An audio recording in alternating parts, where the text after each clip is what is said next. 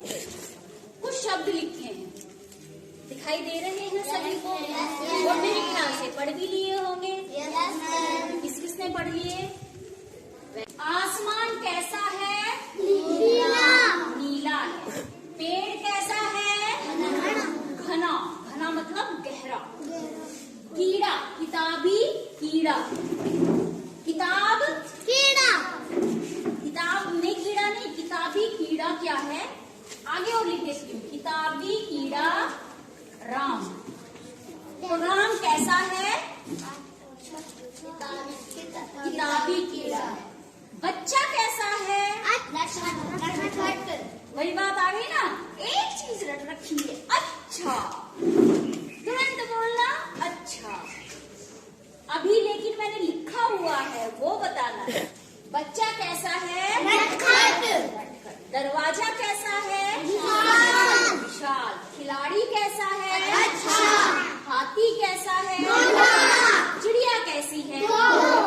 कैसी नहीं, कितनी है?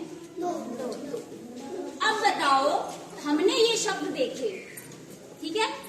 अब जो इनकी आसमान की, पेड़ की, जो इनके बारे में बातें हो रही हैं, आसमान कैसा नीला है, तो आसमान के बारे में ये क्या बता रहे हैं?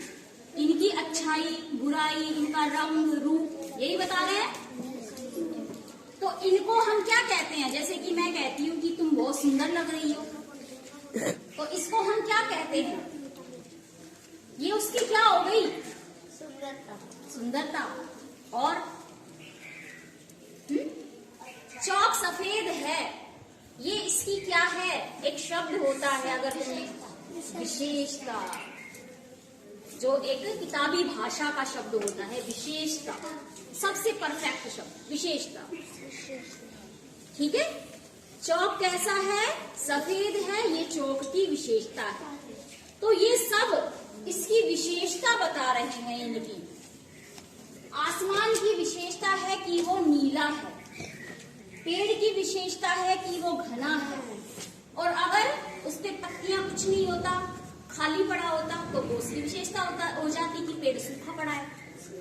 राम क्या है? किताबी कीड़ा, पढ़ता रहता है, पढ़ता रहता है, पढ़ता रहता है। बच्चा कैसा है? नटखट। तो ये शब्द विशेषता बता रही है। जरा बोल के बताओ, कौन कौन से शब्द विशेषता बता रहे हैं? यहाँ से शुरू करो। विशेषता बताने वाले शब्द बताने अब आपको। नीला। नीला किस वाले में? ये तो नीला हो गया। चलो, इसमें घना, इसमें किताबी कीड़ा। किताबी कीड़ा, इसमें नटखट, इसमें विशाल। इसमें अच्छा। मोटा। चिड़िया। तो ये जो शब्द हैं, जो विशेषता बता रहे हैं, किसकी बता रहे हैं ये भी देखो। आसमान क्या है? संज्ञा। मुख्य रूप से, साधारण तरीके से, हर प्रकार से कहें तो हम अपने चारों तरफ जो भी देखते हैं सब संज्ञा है। वस्तु, व्यक्ति, जगह, भाव, ये सब संज्ञा है। और उसके स्थान पे अगर काम आता है कोई शब्द तो वो सर्वनाम है।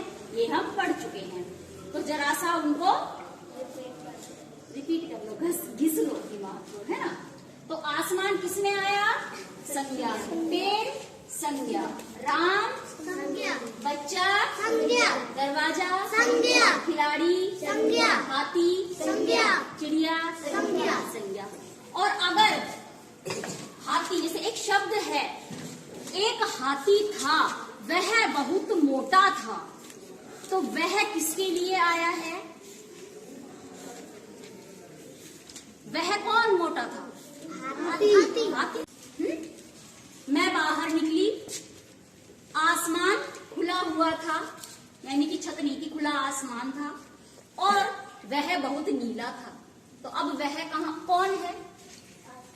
आसमान है। थोड़ी थोड़ी आवाज आ रही है। तो वह कौन है? आसमान है। तो वह जो सर्वनाम है वो आसमान की जगह पे हमने काम लिया, संज्ञा की जगह पे।